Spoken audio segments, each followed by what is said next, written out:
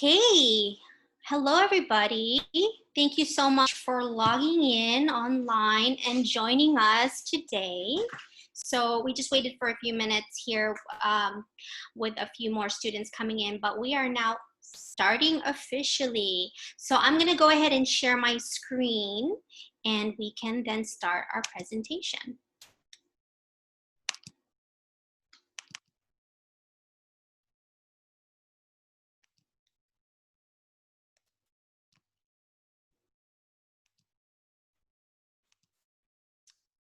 Okay, here we go. So welcome to the Ancient Filipino Indigenous script.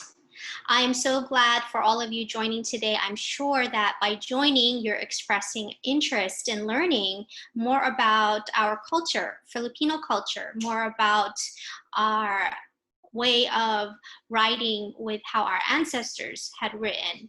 So this is the course for that. It is going to be about 30 minutes, and we'll just have you reserve your questions. Towards the end, we'll then do questions and answers if we have the time. So again, mabuhay! Ako po si Doc Cathy at maligayang pagdating dito sa introductory class natin. Let's go ahead and begin with a little group activity. If you can, grab quickly a paper and pen. And for the first question, it's going to be you writing down some reflections. How would learning Baybayin add to your educational or art creative repertoire? So go ahead and write down what are some of the things, ideas-wise, as far as learning Baybayin, how can that enhance you where you are? The second is, how many different written languages are there in the world? Let's see what you think. Write down that number. And the third is, what does alpha syllabary mean? What does alpha syllabary mean? So those are the three questions, and we'll actually get some of those answered as we go through. Some pre-reflections. Okay. All right. So now that you have those questions, let's continue. All right. So the next slide here is showing us that this is the world map, and you can see all the many writing systems by country color-coded. Now, blue is the alphabet. So you'll see that the alphabet is primarily used worldwide. And the alphabet is the use of the consonants and vowels. Now, the next is the Abjad, and it's the green here. And these are using predominantly the consonants. The next is the Abugida. Abugida is the family-related syllables, and this is actually where Baybayin comes in. And you'll note here the Philippines is blue, but we are going into the ancient Philippines, and this was actually using Abugida system. The next is ideograms. So this is the use of symbols to represent ideas, etc. And the last is syllabary, and the syllabary will go over. You can't see it too well, but it's in these countries here, Japan. Okay. So what is Baybayin? Baybayin is an ancient script, and yes, used primarily by the Tagalog people. Baybayin is an indigenous Indic script, and it's in the areas, again, in the Luzon areas. It is, I mentioned, the alpha syllabary belonging to the family, and this family are the family of Brahmic scripts. So for Suyat, which is script, this is where Baybayin falls in. It is also continued to be used to this day, and when we speak of the Spanish colonization of the Philippines, for our official class, we'll be going more in depth with how Baybayin had overcome during that period and how it was documented and what was kept, as well as looking at things, artifacts in museums of Baybayin. So now, to this day, largely using is now the Latin alphabet. But however, the Baybayin is well known because we do have a lot of the cultural movements happening worldwide for the Filipinos. And not only through the food, but through our language, and also now is the ancient indigenous script of Baybayin. So I'll go into the alphabet. And we all know that the alphabet is 26 letters. And this is actually the history of the alphabet. Modern alphabets this day is actually coming from this history of the Proto-Canaanite script. Now the alphabet is representing both vowels and consonants. And of the dozens of alphabets in use today, the most popular is the Latin alphabet, which was derived from the Greek. So a few things that we didn't know, right? And looking at the last sentence, the alphabet for the Cambodians actually is the longest alphabet with 74 letters. Meanwhile, ours are 26 in terms of our modern day alphabet. So this is another writing system, ideograms. And I'm going through this because I want you to see the difference between what we are looking at in language. Now, the ideogram, this is, you'll see to the right, ancient Sumerian, ancient Egyptian, and the Chinese, they use these characters and they symbolize the idea of a thing without necessarily indicating the sounds. Next is the syllabary, and in the linguistic study of written languages, a syllabary is a set of written symbols that represent the syllables or moras, which make up the word. So to the right, you'll see is the Japanese alphabet. So syllabary example perfectly is the Japanese alphabet.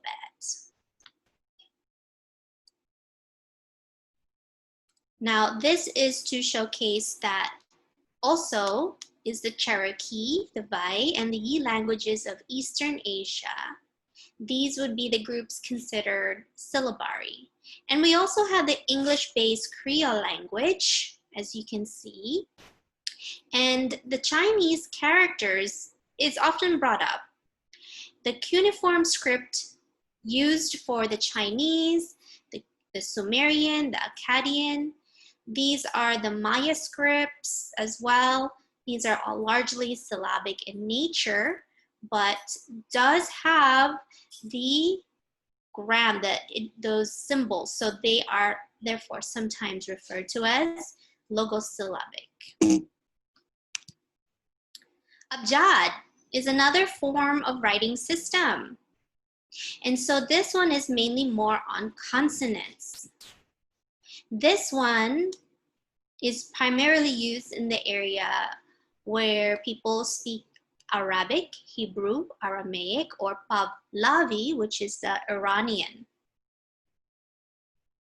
Now, Abugida, this is where we fall for Baybayin. Abugida, the system is alpha syllabary. It is a segmental writing system. So you break it down into segments. There are vowel sequences that then becomes a unit. Each unit is based on a consonant letter and a vowel notation. Now, for Baybayin, we have the diacritics to modify the sound of the vowels. So this is the kudlit. We will go more into depth with that with our official Baybayin class. So here's a difference between Abjad versus Abugida. So now the Abjad is consonants And the Abugidas is using is the vowels and phonology based on the sound. So this is different. They are different between each other because you'll look to the right. This is the Abjad. Okay, so more on the Middle Eastern part of the world, like the Hebrew language. Abugidas mark all vowels other than the inherent vowel with the diacritic, which is their minor attachment to the letter. And I will point that out here with the arrow cursor. Some Abugidas use a special symbol. This is the Abjad. The Abjad does not use the diacritic. So I will showcase the Abugidas that we have that does the kudlit, showing the kudlit. So the main difference is the Abugidas using the kudlits or the diacritics to help with the minor changes to the vowels. I also want to go and clarify that we say Baybayin for our Filipino Indigenous script and not Alibata. And so this will all make sense in just a bit. The reason why is because Alibata is actually the Arabic alphabet, so the syllabary, right? So I said syllabary. This one's the, going back here, the Abjad, okay? The Alibata is actually the Arabic alphabet under the Abjad family. So when we go into technicality, then this is no longer Baybayin. When we are speaking of Philippines, we are in the particular area that we are, and we are using the diacritics and the kudlits, and we have the vowels.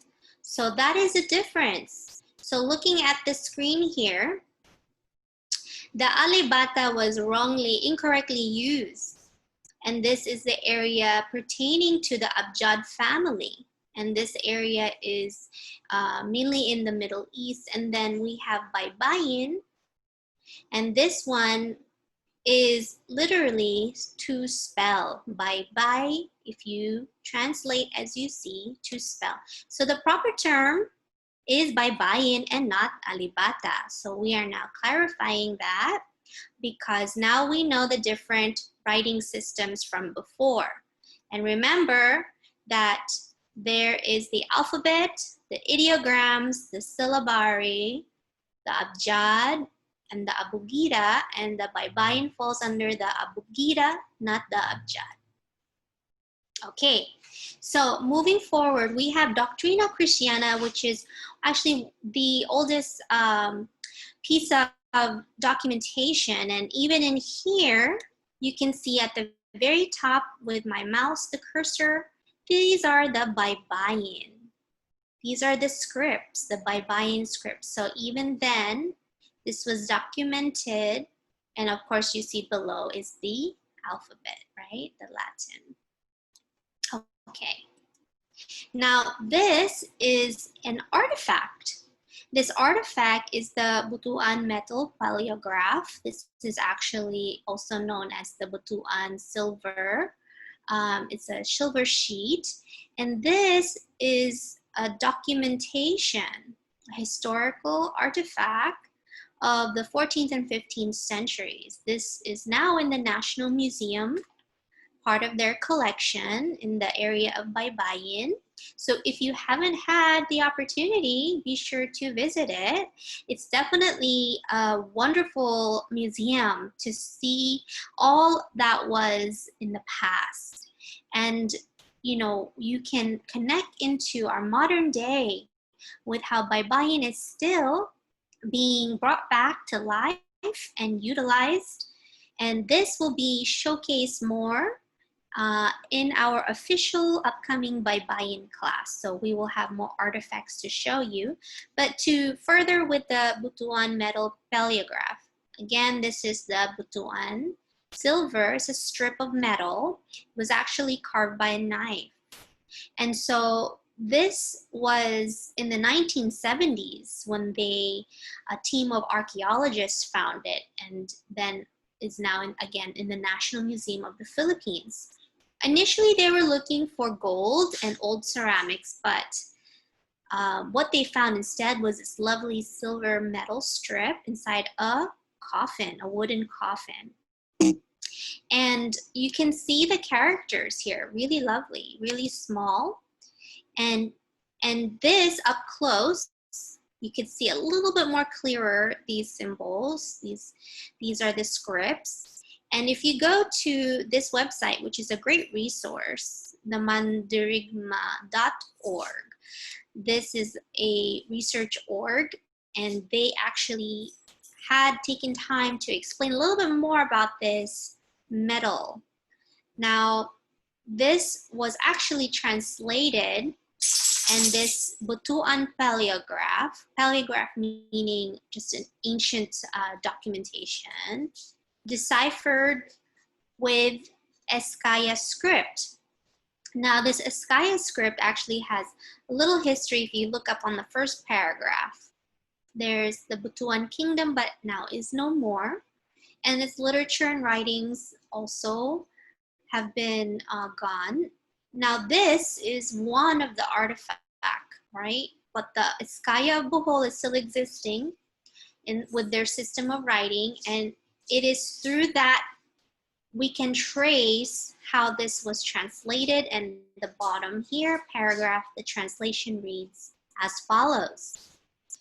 This 821 year, 821st year, when this individual traveled, and he's saying that he was accompanied and then returned the next year, and that he was in good condition. So there's actually a whole story about this, really simple piece of information, and you can find that in this website. If you're a history nerd, you are going to love a little bit more of that info about this.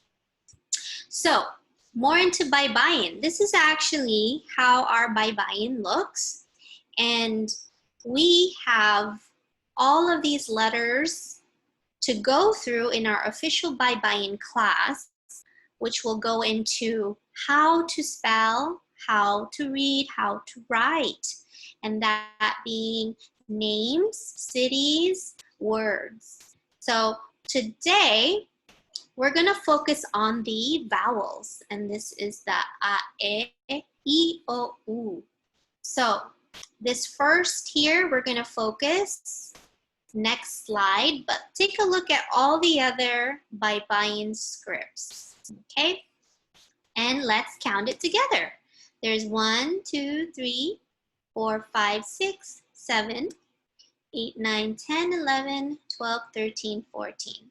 So yes, our Baybayin, our official Baybayin class, will be going through these 14, and this additional 3 on top is the vowels. So you have those to look forward to when you register for our upcoming class this Saturday. Now, the revitalization, I was mentioning to you about what we saw at the National Museum, right? Today, we're seeing a lot of Baybayin that is proliferated through even tattoos. So the script really has penetrated the psyche, especially in the Philippines, in the Philippine Americans in the US, by way of tattoos. So a lot of people are becoming more interested when they see this, when they see those arms or backs or areas of the tattoos. Makes great conversational pieces. And you'll see to the top right here is actually yung batok. It's a traditional style of tapping for tattooing. And we have here is one of the eldest that's still alive, our elders that's doing these type of tattoos. You'll see also on the bottom here is Baybayin that is in t-shirts. So another way that people are finding out more of Baybayin is because they're seeing this on clothing. And we will go further into the trends of Baybayin modern day in our upcoming Baybayin class this weekend. So let's practice together now. Go ahead and grab your pen and paper once again. And we're going to practice today on vowels. So something simple, something to wet your feet and get you thirsty for our upcoming class this weekend. This first is the A. The next is E. And the next is O. So let's go ahead and write this down. It's gonna look like you are creating a curve, and then you're going to put 2 lines. And I want you to go ahead and write that several times. Go ahead and write that on your paper several times. And also while writing, go ahead and say ah. So this is the vowel ah. And getting that into memory, practicing and seeing and pronouncing, you will be able to really remember that this is one of the vowels of Baybayin, is ah. Next is this symbol e.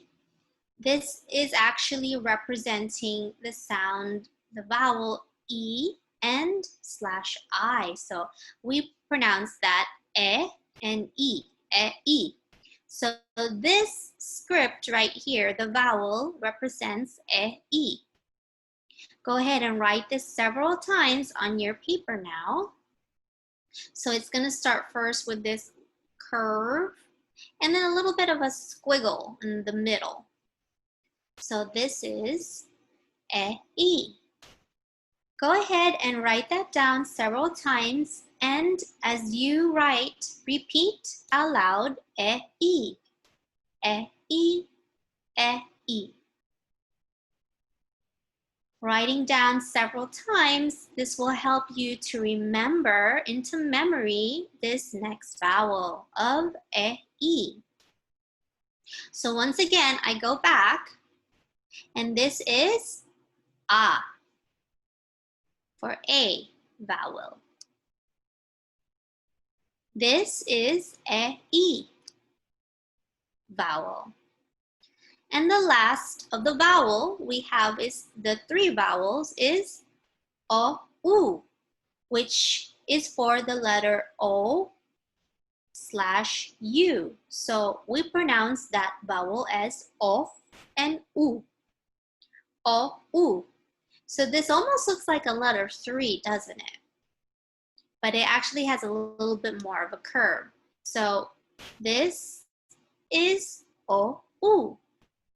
Go ahead and write this several times now on your pen, with your pen on your paper. O, u. And keep saying aloud, o, u, o, u, o, u. Now you have learned our 3 vowels, and there is only 3 vowels. Once again is a, e, o, u. When you are able to learn more of Baybayin, reading and writing, you will be able to write then sentences, poems, words, names. And these are things that we are going to teach you more fully for our official Baybayin class. And this it's going to be this weekend, this Saturday. Now, what I wanted to say is that these are some of the things that are Baybayin burned into wood. So this becomes pyrography, which is the act of burning. In this becoming is art. So you can see here all the different ways that you can apply Baybayin for art, personalizing, for gifting, for writing poems, books, stories, etc., or even just your name. And practice in writing makes perfect. So we definitely welcome you to our upcoming class this weekend on Baybayin 101. This time we're going to go through all 14 of the other scripts, indigenous script of the Filipinos, and this is our Baybayin. So we're going to go through the other characters, and this being ba. You'll learn how to use cancellations, and you will learn the kudlits, which changes the pronunciation of vowels. So this is all upcoming this weekend. Be sure to sign up for that so we can go more in depth with the other characters here. The time is 5:32. But before you go, we're going to go over this class this Saturday, September 5 at 8 p.m. Pacific Standard Time. Be sure to mark your calendar. Secondly, we also have Introduction to Filipino Traditional Medicine called Hilot, which I'm sure many of you can probably hear stories from your grandmas, grandpas, aunties, uncles, who probably have received it. So we're actually going to go through our Filipino traditional medicine, and that is this Sunday, September 6th. Mark your calendars. It will be the same time at 8 a.m. So remember, you can register at suyumano.com/Dr. Catherine for those specific classes. And you can also follow us on Facebook and Instagram through these platforms. Now, I'll give a moment here that you can write that down, and then I'll be able to answer any questions.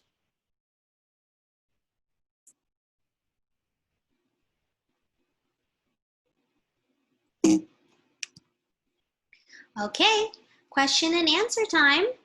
Let's go ahead and open up the mic.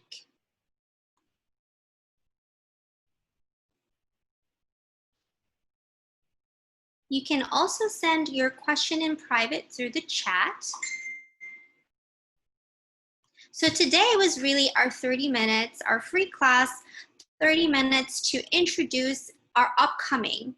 And our upcoming is going to have a workshop that's going to go through more history.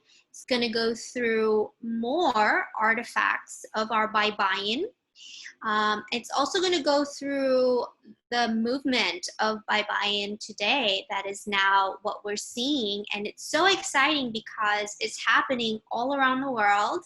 We have a lot of our celebrities and influencers to thank for that, as well as our researchers really who are in activism and showcasing, adding this as part of our Filipino culture. And we also have, once again, for our upcoming class is more on how to write all the other characters and to start spelling your name in Baybayin, and to start spelling words in Baybayin as well as a sentence. So I hope that today you were now being able to see what Baybayin history is and some of that being interesting enough for you to join us for this Saturday. So if there are any questions, we'll go ahead and take some questions. I think I'm gonna also answer that in the beginning of this presentation, we had a question about the pre-reflections, and that was how many written languages there are, right? I think some of you guys saw that and want to know. The answer is that according to the Ethnologue, and this is now the 23rd edition of the Ethnologue, there is the exact number of unwritten languages that's still being studied or researched. So really, it's hard to determine, but the current data has now a list of 7,117 living languages, and of those 7,117 living languages we have is 3,982 that are writing systems. And these writing systems, of course, includes Baybayin. So now, With that, the time is 5:36. Any questions before we wrap up? Actually, I have a question. How I missed the beginning, the beginning, but how do they pronounce and write words after the colonization happened? How did they adjust to, the how they were supposed to be pronounced? So by that time, yes, we had the Latin alphabets. We had the alphabets come in because of that Spanish colonization. A lot of the changes had to be done for survival purposes. And it's very much like when you are having to find work to earn money. To earn money, you must find work. And in order to be able to work, you had to understand how to read and write what was the current at the time. So it was a slow change. And yes, there are discussions as far as some that were in Baybayin, these documents that were destroyed, but the other conversations were of that survival piece that many had to transition in order to have a livelihood and also adapt to the changes with what was happening with trade, etc. Next question.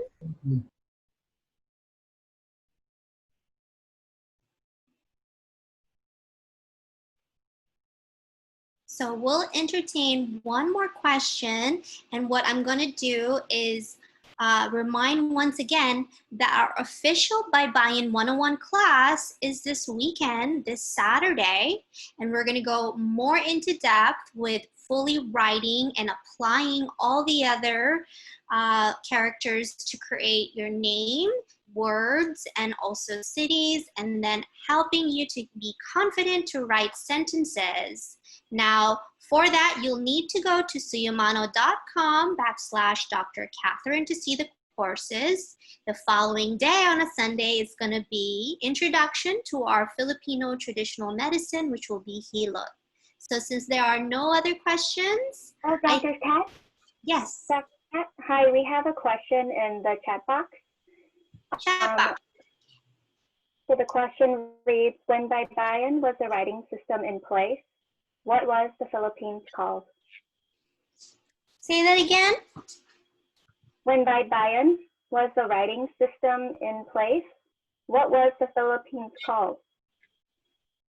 So there are also lots of discussions about what the name was, because of course we know King Philip was the main influence of the change of the name. And of course we had so many islands and we had so many dialects. Now, one of the names that's been brought up is the Kingdom of Maharlika. I know also that a lot of people resonate with that because of the definition of Maharlika and that being free man. So that's one of the names that is discussed even in our time right now for perhaps changing back away from the name the Philippines. So again, to answer, many different names, many different dialects, but Maharlika seems to be a #1 favorite, and we say the Kingdom of Maharlika. Okay. You're welcome. So that wraps up our presentation. We hope that you enjoyed our half hour. And yes, we do start on time for our official class. So make sure when signing up for the official class, you are early, because early means you're on time. And then with that, I look forward to seeing you all online. Take care, everyone. Thank you.